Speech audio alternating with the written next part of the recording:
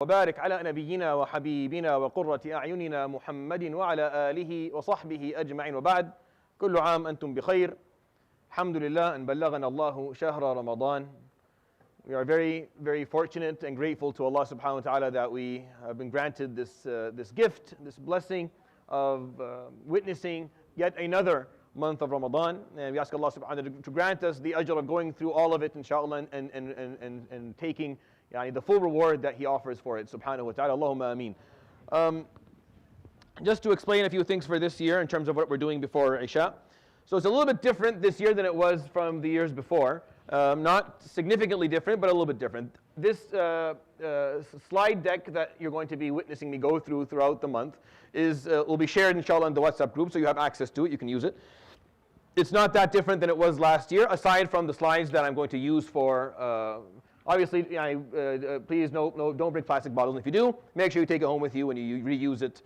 We don't have a lot of water here in the center, so make sure you fill it at home and bring it with you to make everyone's life, inshallah, a little bit easier. In terms of the entrance, the wall over there at some point has to be left empty so that people can come in. The entrance at the back here is for ladies only, and the entrance for the men up front is for men only. So we have to kind of watch out in terms of how we fill up. Always fill up towards the end of the masjid. Don't start the line in the middle. Start at the end. The imam is going to be praying up here anyway, so you're better off starting there to be closer to right behind the imam anyways, inshallah. So I'm going to be doing a little bit differently this year, and I'll just move forward. Here we are.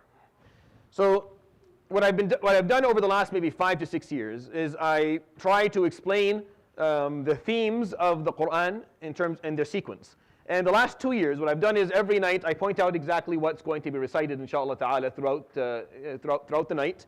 So you know that this is where it's going to start. Is that kind of what's showing up there? Yeah, very good. So, for example, Surah Al-Baqarah, we're going to recite tonight from 1 to 152.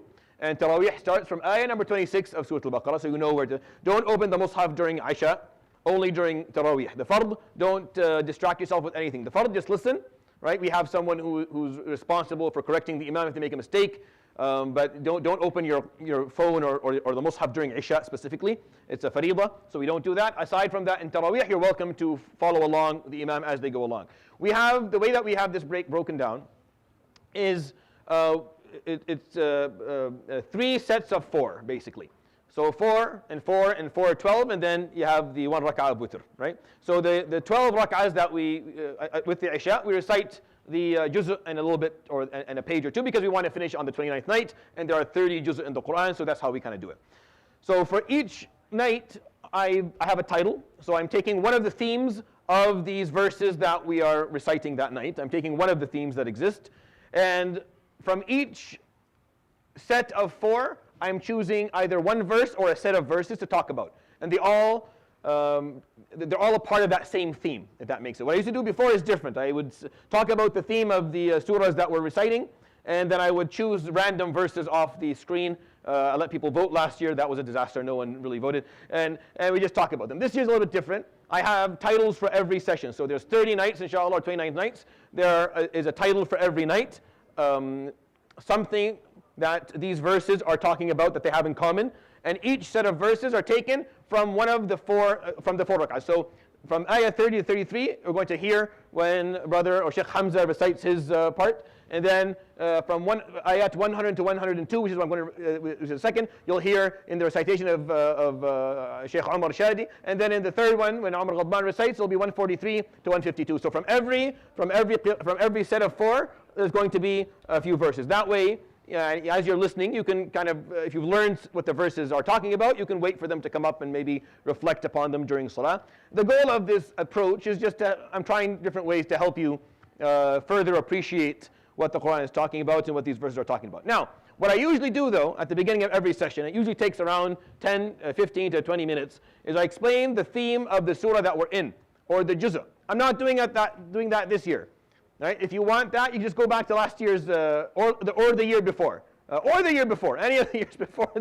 I do the same thing. I explain what Surah Al-Baqarah talks about, what Surah Al-Imran talks about, and then I put them together at the end as well. So you can go back to that if you're interested. Otherwise, I'm going to spend the time trying to, inshallah, explain the 3 sets of verses that I have on the screen so that I can make the point of the title of the session, inshallah ta'ala. Okay? And I'll explain this again tomorrow, because I know the first night of Ramadan is usually people don't even know there's Taraweeh, unfortunately. But since you showed up, so you understand kind of what we're trying to do here, inshallah ta'ala. Okay, so tonight's title, what we're talking about, is having direction. And the three sets of verses that I have chosen for you all talk about this concept that we have in the Quran, and it's a theme that you find in the Quran in multiple spots, but it's very clear within the first juz' and a half, or first two juz' of the Quran, especially in Surah Al-Baqarah. And we use the word qibla to describe the direction that we have in salah, but the word qibla doesn't just only mean that. It also means having a direction in general, and knowing what your purpose is, and why exactly you are here as a human being, and as a Muslim, and where you're going with your story. This piece is one of the most unique aspects of accepting Islam, because the moment you accept Islam, you have direction. You are never lost in the figurative term of meaning of the word. You're never in a position where you don't know what you're supposed to be doing with your life, what your life is supposed to serve in terms of meaning or fulfillment. Allah subhanahu wa ta'ala explains it very clearly to us. And when the Muslims at the beginning of Islam, or the beginning of the Madani timing, maybe had some struggles with that, Surah Al-Baqarah, with these verses that I'm explaining to you, came and talked about that. And it's interesting that this happened, because in Mecca they didn't have a struggle with their direction. The Muslims, they didn't. It was very clear to them what they were there to do. The reason being is that they were oppressed. When you are being oppressed, oppression, it makes a direction for you, right? Someone's pushing, you end up having a direction automatically because they are oppressing you. So the Muslims in Mecca didn't need to talk about direction, because they knew what their direction was. It was to maintain their faith, protect their deen, protect the Muslims from oppression. Very clear. They go to Medina, that's not the case anymore. There's nothing to protect from. There's no oppressors in Medina, at least not in the sense that they were in Mecca. At least not in that sense. You have some munafiqeen, you have other tribes that are plotting, but you're living in a city where the majority are Muslim. Your leader, alayhi salatu wasalam, is there. And so they started to struggle. Okay, what exactly are we here to do? Now that the oppression is gone, which is why the Battle of Badr was so important, because it came in Ramadan. They weren't sure, like, why would you go on the Battle of Badr? Why do we care? The money, we don't want the money. We're nice and happy. They start to lose direction. So the Surah Al-Baqarah, which is an early Madani surah, I mean, it was revealed to the Prophet ﷺ in the first year and a half of his life in Medina. It was an early Madani surah. It has obviously the verse that existed at the end, but it was revealed, the majority of it was revealed in the first year and a half, talked about this piece of us having, of the Muslims having direction, knowing that you don't have to be oppressed to have a direction. You don't have to be oppressed to have purpose, for your life to have meaning. No. If that's the only time that you're going to have purpose, you're going to turn yourself into the victim mentality. You're going to want to always be a victim in order for you to always have purpose. And some of us have fallen into this trap. There are some Muslims who have fallen into this trap where the only way they can exist in the world as Muslims, there has to be a conspiracy against them. The world has to be conspiring against them in order for them to find their place as Muslims. And that's not the case. You don't have to have that in order for you to exist as a Muslim in a healthy manner, in a meaningful manner. But a lot of us have lost that. So we have to build. If there's nothing, we make it up. If there's no conspiracy, if there's no oppression, we have to make sure that it's there, because that's the thing that we're fighting up against. It gives us purpose. No. We have purpose. We don't require oppressors. Actually, we don't want oppressors. We want them out of the picture, because our purpose is served way better, much better, when we're not being oppressed. We serve a higher purpose. There's more meaning within our lives as Muslims when we are not being oppressed, not the opposite. It's easier to have purpose when Gaza is being bombed. It's easy. I'm sorry to say this. May Allah forgive me for saying this, but I have to say this to you. The Ummah comes together. For a year, for 15 months, the Ummah came together. The masajid were much more full than they used to be. Younger people were coming and asking and learning and trying to become closer to Allah, because we were being oppressed as Muslims. We saw ourselves in the faces of these people. We saw ourselves in their children, in their parents, in their homes. We saw ourselves. So we all came back to Allah. We wanted to be, but now it's not being bombed anymore. It happens every time. This pattern, I see it every time. People get all hyped up when there's oppression, and then when it's gone, they start booking their vacations in the Bahamas. Like it changes. The whole dynamic changes now. It's not as clear. You don't need oppression to have purpose. And the funny piece is, or the weird piece, may I say, is that if they're not being bombed, doesn't mean they're not being oppressed. They're still being oppressed.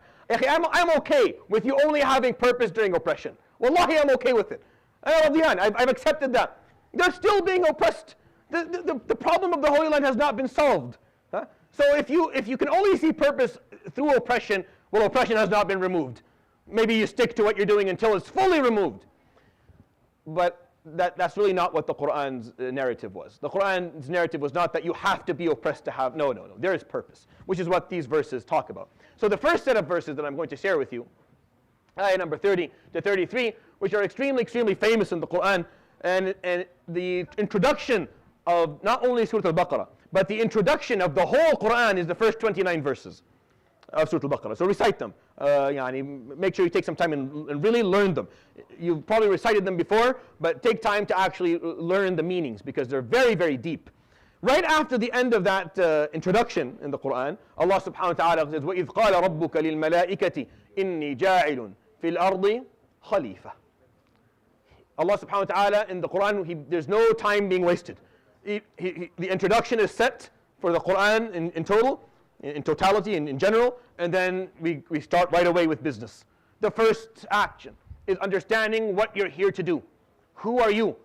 When Allah subhanahu wa ta'ala spoke to the malaika, He did not tell them, indeed, I am going to put within Jannah, He said, I'm going to put on earth a Khalifa.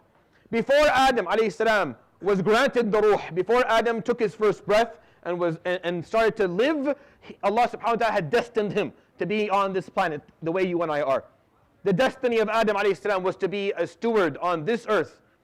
This idea that, if he didn't do this or if he didn't do that, then we wouldn't be here. No. Allah subhanahu wa ta'ala, that's what He told the malaika.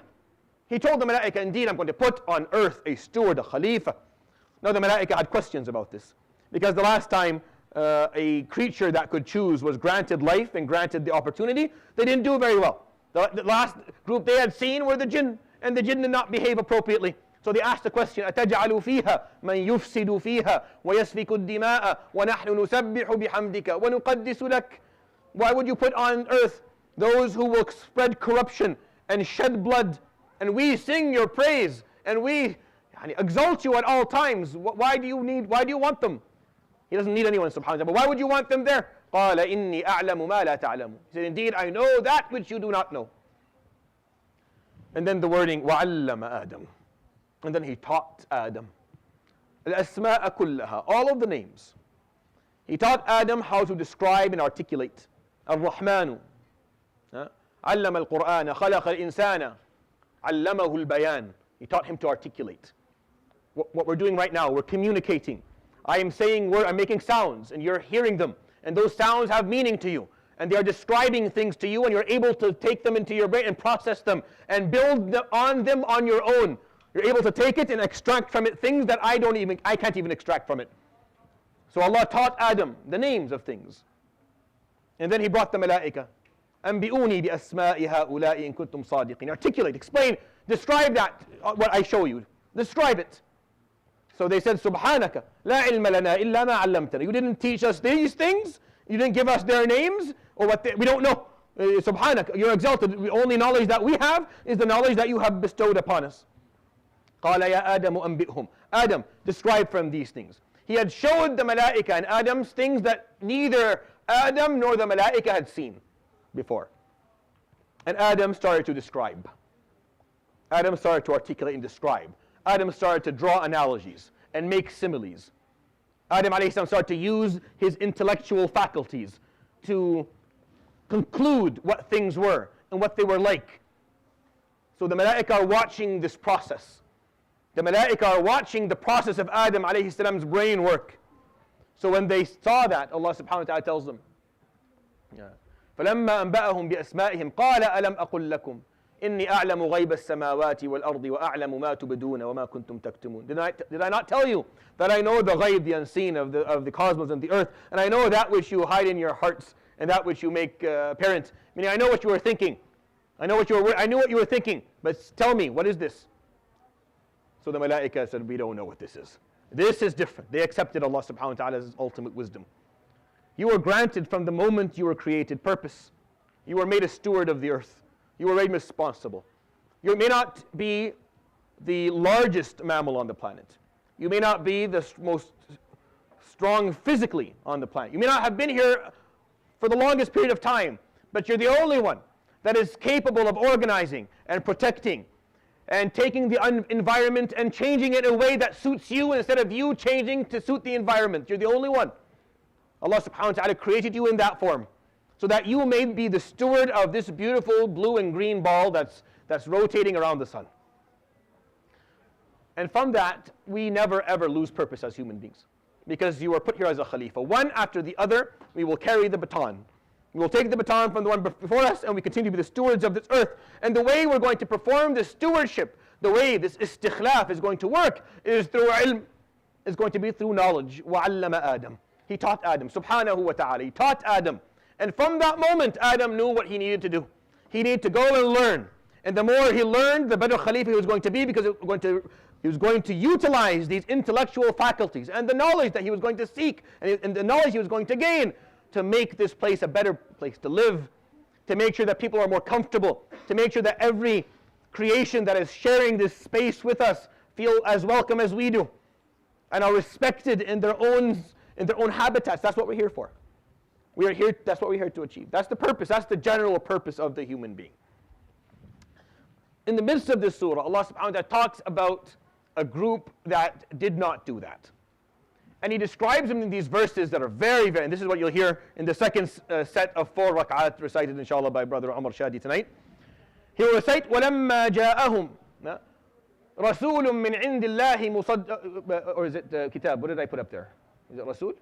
Rasul, yeah. رَسُولٌ مِّنْ عِنْدِ اللَّهِ مُصَدِّقٌ لِمَا مَعَهُمْ نبذ فريق من الذين أوتوا الكتاب كتاب الله وراء ظهورهم كأنهم لا يعلمون واتبعوا ما تتلو الشياطين على ملك سليمان. There's another group that were also granted the same purpose that you and I have been granted. This stewardship, this feeling of responsibility, that we are responsible. The championship, for you to champion something, for you not to wait for someone else to tell you to do something because you feel that you have ownership on it. Because you are the one responsible for it. So you're not waiting for someone else's command. Allah, you've received your command. Your command, you received it from Allah subhanahu wa ta'ala. That this earth, you are responsible for it to the best of your ability within the limitations of your capacity. There's a group that didn't do a very good job.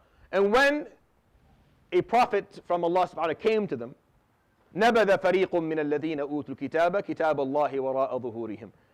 The people who were granted their book, they took that book and they threw it behind their backs.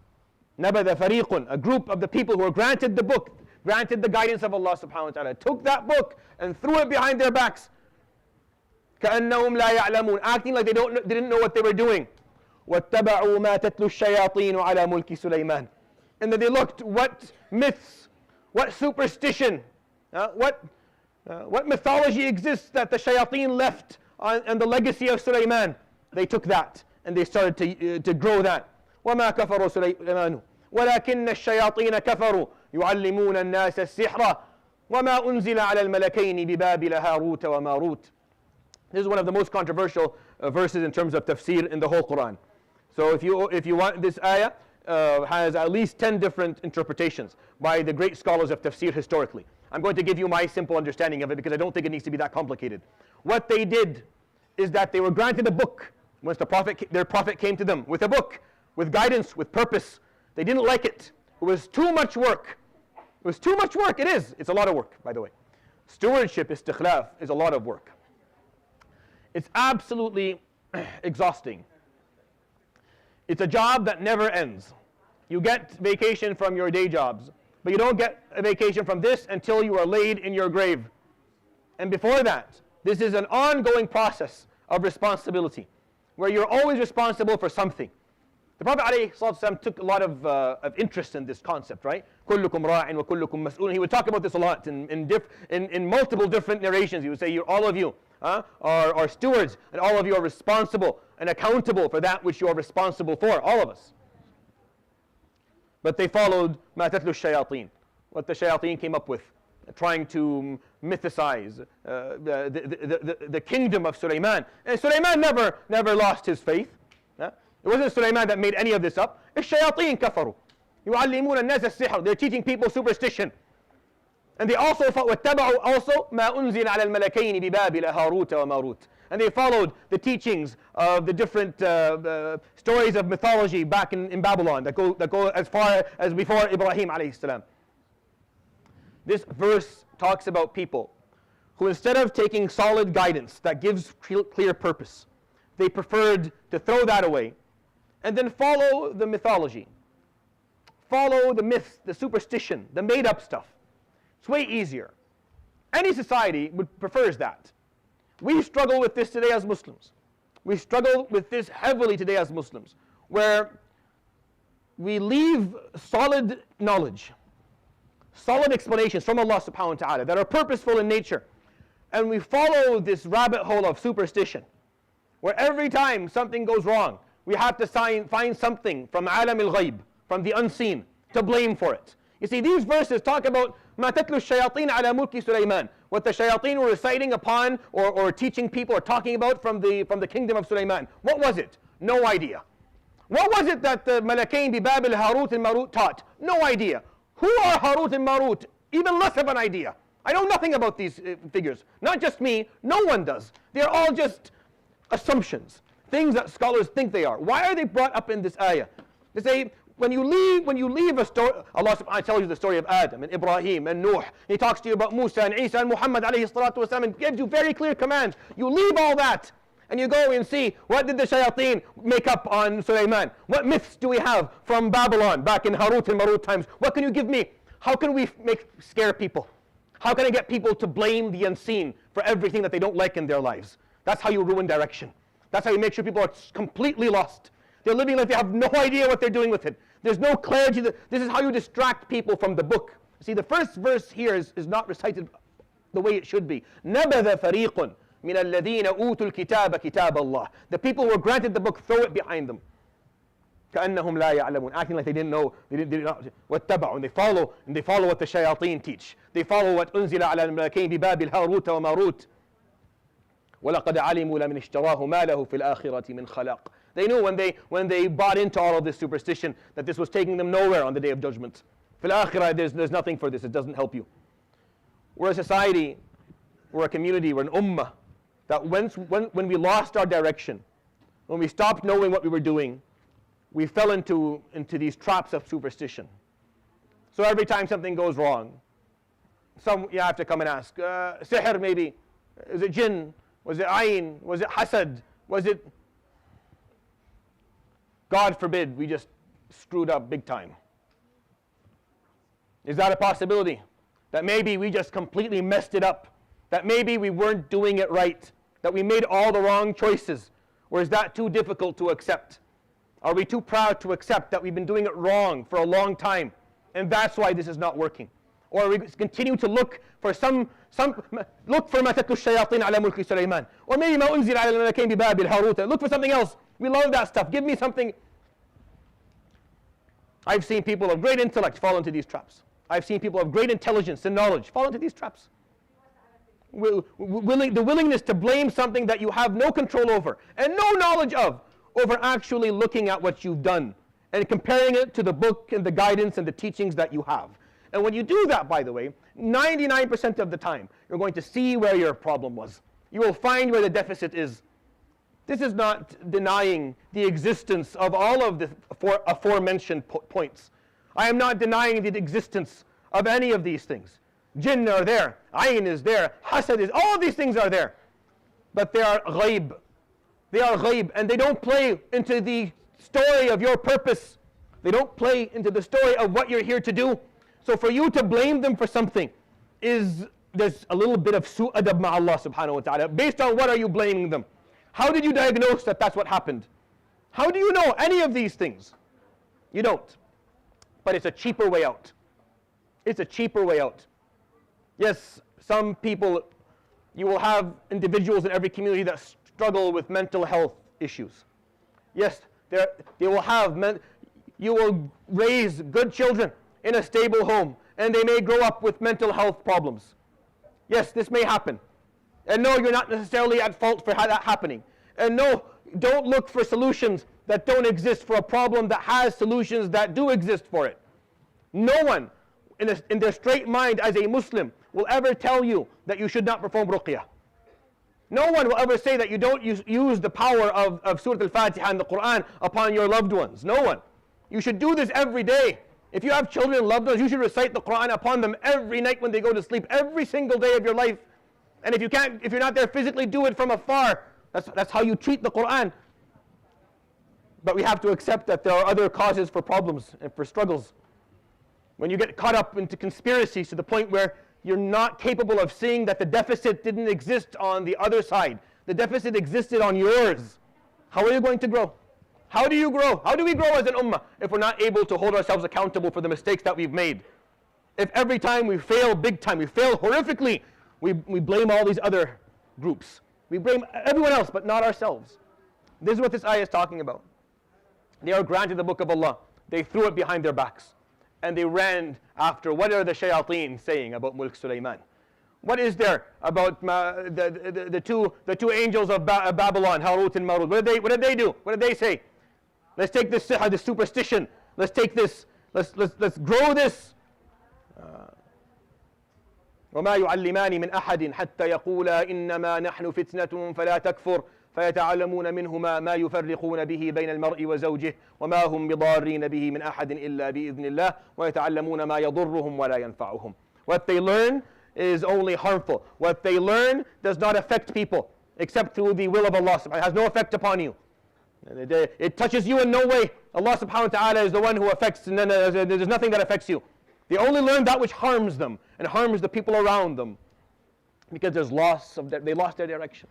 It was easy. We have this problem today as Muslims. We have this. We are infiltrated by this musibah. Forgive me. I'm sorry. I talk about this more than I need to. But there's an infiltration of these problems in our society, in our ummah, where we're not capable of accepting accountability for what we're doing, and we would prefer to blame something else for it. And then you blame the unseen, and that's where money is made. That is how you control groups. That's how you scare people. In this country, not too long ago, people would not walk under a ladder. You ever know that? It's bad luck. A broken mirror. What else? A rabbit's foot. You hold on to that. The less a community has direction and know what they're there to do and what they're trying to achieve, the more these things manifest. They manifest more and more. And as Muslims, we have to go back to how he was, alayhi salatu wasalam, with the Sahaba. We accept the existence of the unseen. We respect it, but we don't blame it for our shortcomings. And we take all of the asbab that are required to make change in our lives. Taking me to the last set of verses within this. Can we move on? Is someone able to just move the one? No? Can you press it? Okay, perfect. Yeah. So this is the passage that I want you to. It'll be at the end. This is the last, the third set of 4 rak'at tonight. You'll hear these verses at the end. Brother Amr Ghubban will be reciting them for us, inshallah. At the end of this piece, Allah subhanahu wa ta'ala puts these verses to talk in depth about direction. And he uses the word qibla and he uses the word wijha. Both terms are used in these verses. Once that confusion happened in Medina, when the Sahaba were getting a little bit unclear on what they were there to do, because now they can practice their deen openly. In Mecca, their struggle was to practice Islam. In Medina, that wasn't the struggle anymore. And they are enjoying their salah with the Prophet ﷺ and the knowledge. And this is a really nice way to live. I would love to be there. I would love to spend a nice quiet year with the Prophet ﷺ, attending Fajr, attending Ajj, and listening to him and spending time with him. They were loving this. I don't blame them. Absolutely magnificent. But they started to lose focus. It wasn't clear to them anymore what exactly they were there to do, which is why when they was told, you need to go for Badr, they're like, why? Why? وَإِنَّ فَرِيقًا مِّنَ الْمُؤْمِنِينَ لَكَارِهُونَ. Some of them didn't want to go. So these verses. So the Prophet ﷺ started to hope for a change of qibla. A change of qibla in prayer that would mimic a change of direction in general. Everything in Islam has a physical existence and has a figurative one. So when you stand and you're physically facing Mecca, this has a figurative meaning to it as well. This is, up till this moment, they were facing Al-Aqsa, right? So they were praying towards what the Yahud and the Nasara were praying towards as well. And with time, they were losing their focus. So the Prophet ﷺ wanted something that will bring back the purpose into the lives of his followers again. So he would spend the days thinking about this, looking up to the sky and thinking, and too embarrassed to say anything about it, because this is Allah subhanahu wa ta'ala's choice. And Allah subhanahu wa ta'ala would say, سَيَقُولُ السُّفَهَاءُ مِنَ النَّاسِ مَا وَلَّاهُمْ عَنْ قِبْلَتِهِمُ الَّتِي كَانُوا عَلَيْهَا قُلْ لِلَّهِ الْمَشْرِقُ وَالْمَغْرِبُ يَهْدِي مَنْ يَشَاءُ إِلَى صِرَاطٍ مُسْتَقِيمٍ. Some of the people who have no knowledge will say, why are they changing their direction? Because they changed back to Mecca, right? Say to Allah belongs the east and the west. He chooses where He wants to guide people. That's up to Him. وَكَذَلِكَ جَعَلْنَاكُمْ أُمَّةً وَسَطًا. This is the only time in the Quran that we're talked about like this. This is the only time where you're talked about with this phrase specifically. And just like that, we made you a nation of moderation, of wasatiyah. A nation that is superior within its ethics and the law that it follows, and it's wasat between the ummah. It is not extreme in any direction. It has the right balance. It balances materialism and spirituality. It balances desire and prohibitions. It balances life in general. وَسَطًا لِتَكُونُوا شُهَدَاءَ عَلَى النَّاسِ. So that you may be witnesses for humanity. So humanity can see the balance that is appropriate. That you can follow this balance. That this balance works. Now, the verse after it, He says subhanahu wa ta'ala, قَدْ نَرَى تَقَلُّبَ وَجْهِكَ فِي السَّمَاءِ. Indeed, we see your face looking up to the sky, back and forth, and then looking down again. Because he had a question, alayhi salatu wasalam. To him, the purpose was clear. But he was praying towards Al-Aqsa, and the Sahaba in Medina were starting to get a bit more comfortable. A bit too comfortable with the new setting, with the new setup that existed. فَلَنُوَلِّيَنَّكَ قِبْلَةً تَرْضَاهَا فَوَلِّ وَجْهَكَ شَطْرَ الْمَسْجِدِ الْحَرَامِ وَحَيْثُ مَا كُنْتُمْ فَوَلُّوا وُجُوهَكُمْ شَطْرَهُ. We're going to grant you a qibla, a direction that you will be satisfied with. Turn your face towards Al-Masjid Al-Haram in Mecca. And wherever you may be on this earth, look for where the Masjid Al-Haram is and turn your face towards it. The verse after it, Allah subhanahu wa ta'ala explains this concept a little bit more deeply. قال وَلَئِنْ أَتَيْتَ الَّذِينَ أُوتُوا الْكِتَابَ بِكُلِّ آيَةٍ مَا تَبِعُوا قِبْلَتَكَ وَمَا أَنْتَ بِتَابِعٍ قِبْلَتَهُمْ وَمَا بَعْضُهُمْ بِتَابِعٍ قِبْلَةَ بَعْضٍ. And no matter what you say to other faiths, they will not listen to you, unfortunately. And they will not follow your direction. But you won't follow their direction either. Your purpose will continue to be clear to you. And the purposes are not the same. The purposes are not the same. The purpose that we have as Muslims is not the same as everyone else. So if you continue these verses going forward a little bit more in the ayat, he says subhanahu wa ta'ala, وَلِكُلٍّ وِجْهَةٌ هُوَ مُوَلِّيهَا فَاسْتَبِقُوا الْخَيْرَاتِ. And every person has a direction that he is facing his face towards. Wijha. Al-wajh is the face. Wijha is where your face is facing. That's what the word wijha means. It's the direction that your face is going into. وَلِكُلٍّ وِجْهَةٌ هُوَ مُوَلِّيهَا فَاسْتَبِقُوا الْخَيْرَاتِ. So do the best in terms of asking for khairat in your life. This set of verses that we're looking at over here, where Allah subhanahu wa ta'ala says twice in those verses, وَمِنْ حَيْثُ خَرَجْتَ فَوَلِّ وَجْهَكَ شَطْرَ الْمَسْجِدِ الْحَرَامِ وَإِنَّهُ لَلْحَقُّ مِنْ رَبِّكَ. And then again, وَمِنْ حَيْثُ خَرَجْتَ فَوَلِّ وَجْهَكَ شَطْرَ الْمَسْجِدِ الْحَرَامِ وَحَيْثُ مَا كُنْتُمْ فَوَلُّوا وُجُوهَكُمْ شَطْرَهُ لِئَلَّا يَكُونَ لِلنَّاسِ عَلَيْكُمْ حُجَّةٌ. The meaning of these verses, wherever you may be as a person, you're dropped as a Muslim anywhere, you're never lost. You're never lost. You know exactly where you face. You know exactly what your direction is. Not just physically for the action of prayer, but figuratively for the existence of life in general.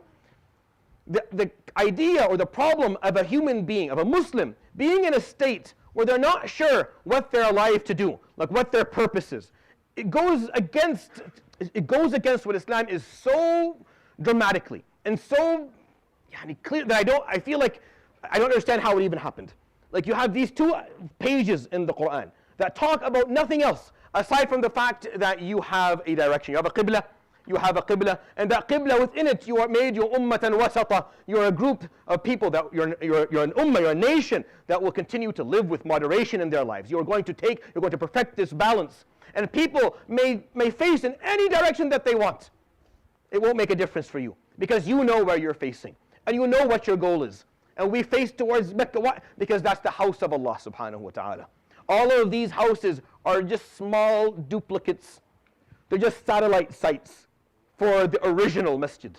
Every masjid on earth is just a satellite site because we can't all pray in Mecca all the time. There's too many of us.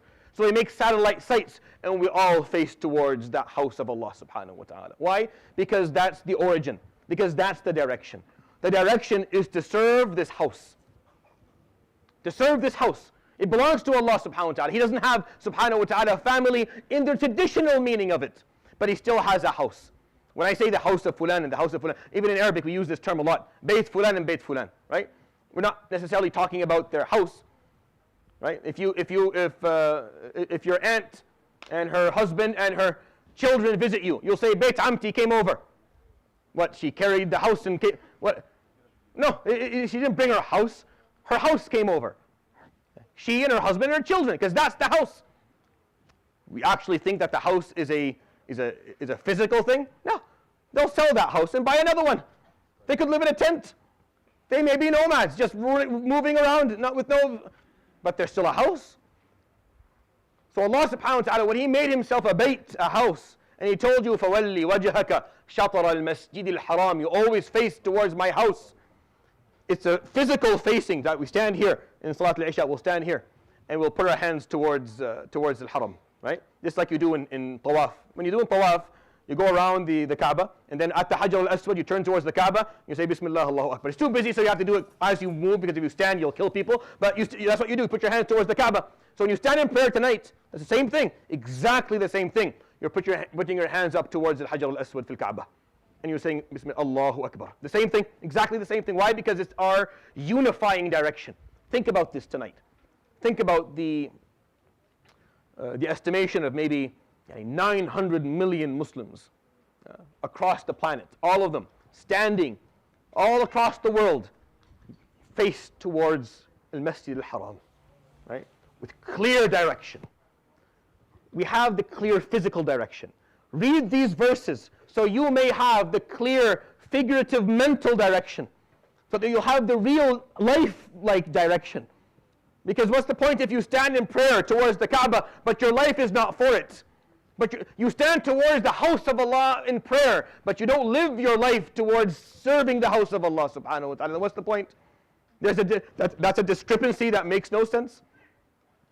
That's a discrepancy that makes no sense. You'll stand physically 5 times a day and face the haram, but then in your life you're facing something else. You're serving someone else. There's another cause that's more valuable to you than this one. How is that possible? How is that possible? For the Muslims in Medina, they had that struggle for a little while at the beginning. Once the oppression was lifted, they lost it for a second. Surah Al-Baqarah came and said, no. You're a khalifa. You're a steward of this earth. Allah subhanahu wa ta'ala taught your father Adam. And when He taught him, alayhi salam, the malaika sajadu li Adam. They prostrated in respect because they saw what Adam had that they did not. And they respected this purpose that Adam had been given. You weren't created to stay in Jannah. No. Adam wasn't created for that. He was created to come here and to be responsible here and to be accountable for it. There are people who lost their direction and followed the superstition. They followed whatever superstition they can get their hands on. By the way, just as a piece of information that you may find interesting, Harut and Marut, if you go back to their Syrianic origins as words, they're the names of planets. So they're the names, one of them is the name of the moon and the other one is the name of Jupiter. And Wallahu Alam, if you go back to their origins, they come from the time where astrology, not astronomy, was created. the concept of astrology, right? Where you buy a paper in the morning or turn on to an app and it tells you, don't be open to new opportunities today. Don't eat fish tonight, something like that. And then you're like, oh, I should. This is when people have no direction, when there's no substance for life, when you don't know why you're here and what you're doing. Stuff like this become meaningful. Stuff like this actually finds space within the life of a human being. And this is something you can refer to and go back. They lost, Allah subhanahu wa ta'ala talks to them about those who lost their direction and fell into superstition and ignorance. And then in these 2 pages, at the beginning of the 2nd juz', he talks about ummatan wasata. He talks about this nation of moderation that we are a part of. This nation that got the recipe just right. I'm not saying we got it practically just right. I'm saying we were offered it through the teachings, through the legacy of Muhammad alayhi salatu wasalam, just right. We have a perfect example of how to do it, of how to balance life itself, and then how to be a role model of something that is beautiful and something that is substantial. And he turned his nation alayhi salatu wasalam towards Mecca. And when they turned towards Mecca, it was renewed again. It was renewed. These verses happened right after Badr. Right after Badr, they were revealed to the Prophet ﷺ. And it brought everyone back to the equilibrium, reminding them of what they were there to do. That it's not just about you living a quiet life, a comfortable life. That's not the goal. That's not the goal. You try and achieve that for yourself so that it's a means to a goal. That's a means to a goal. If you are hungry, if you are cold, if you have no place to live, if you don't have an income, then you will struggle to do anything meaningful in your life because you can barely do. So the comfort that you seek within your life is not the goal itself. It's a means for you to achieve your goal as a khalifa, as someone who has a qibla, as someone who has a wijha. You know where you're going, you know why you're here. Serve it. The wealth that you have, the time that you have, the comfort, the ease that you have is allowing you to serve that. If you take the means and you make it the goal, then all is lost. Everything is lost. And this is what we have. This is what Ramadan does for us. Ramadan pulls you out of your routine. Ramadan ruins your routine. Whether you like it, it ruins your routine completely. It puts a very thick stick into the wheels to make it impossible for you to continue to move the way you were doing it before, forcing you to go back to the drawing board again, forcing you to revise your choices and why you're living your life and what purpose you serve as a human being. And this is what we want to do for ourselves in Ramadan, in case we got lost, in case we stop seeing ourselves as a part of ummatan wasata, in case we stop understanding that نحن شهداء على الناس. We are Allah subhanahu wa ta'ala's witnesses upon humanity, that His teachings work, that His teachings have value to them. In the midst of these verses, He says subhanahu wa ta'ala, وَمَا جَعَلْنَا الْقِبْلَةَ الَّتِي كُنْتَ عَلَيْهَا إِلَّا لِنَعْلَمَ مَنْ يَتَّبِعُ الرَّسُولَ مِمَّنْ يَنْقَلِبُ عَلَى عَقِبَيْهِ وَإِنْ كَانَتْ لَكَبِيرَةً إِلَّا عَلَى الَّذِينَ هَدَى اللَّهُ وَمَا كَانَ اللَّهُ لِيُضِيعَ إِيمَانَكُمْ إِنَّ اللَّهَ بِالنَّاسِ لَرَؤُوفٌ رَحِيمٌ. And we only did it this way. We only told him alayhi salatu wasalam to face towards Al-Aqsa and then face towards Mecca to see if people would learn, if people would accept it or turn away and refute it. Because when they were in Mecca facing Al-Aqsa, they were living a life of oppression. You're facing the direction of all the religious people in the world against the pagans. Now they were in Medina. That wasn't the goal anymore. The goal was spreading this message to humanity, so we actually go back to the origin of the story. You go back and you face towards Mecca, but that's a lot of work. It's a lot of work to take these teachings, to take this book and spread it to all of humanity. That's a lot. That's going to take multiple lifetimes from millions of people who are going to dedicate every moment of their lives for it to get it done. Some people, يَنْقَلِبْ عَلَىٰ عَقِبَيْهِ, as the verses said. Some people will turn back and say, I'm not in it for that. I'm not in it for that. I liked it, but this is a little bit too much. That's why he says, وَإِنْ كَانَتْ لَكَبِيرَةً إِلَّا عَلَى الَّذِينَ هَدَى اللَّهُ. Indeed, this is difficult. It's kabira, it's hard, it's difficult, except for those whom Allah subhanahu wa ta'ala has chosen for this deal. So the goal, inshallah, is to make adhan Isha, and then make Iqama, pray Isha, and then pray sunnah. I'll do a quick reminder just in terms of housekeeping rules, and then we'll start Taraweeh right away, inshallah ta'ala. We have it on the website at 7:45. That's our mistake. We didn't fix that. So that's why I'm stalling a little bit tonight, just because I don't want people to come in late and get upset. But every night, starting tomorrow night, we will make adhan and iqamah right at adhan. So 7:33, tomorrow will be, I think, 7:34 or 7:35. We'll make adhan right then. You'll wait until the imam makes iqamah, the mu'adhin makes iqamah, and then we'll pray right away. We'll take a few minutes for 2 rak'ah sunnah after Isha, and then we'll start Taraweeh, inshallah, afterwards. Jazakumullah khair. Subhanallah bihamdik. Shadu an la ilaha illa anta.